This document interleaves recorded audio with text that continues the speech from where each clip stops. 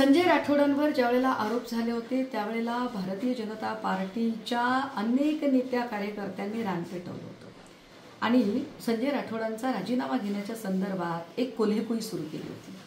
पण तीच सगळी माणसं आता संजय शिरसाटांच्या बद्दल मात्र मूग गिळून गप्प आहेत। संजय शिरसाटांच्यामुळे एका महिलेवर अन्याय होतोय, अमर्याद सत्तेतून अमाप संपत्ती आणि अमाप संपत्तीतून अमर्याद सत्ता आणि त्याचा दुरुपयोग करत महाराष्ट्राच्या लेकीबाळींना धमकावणे आणि त्यांच्यावर अन्याय अत्याचार करणे याचं परमिट संजय शिरसाटांना मिळालेलं आहे का?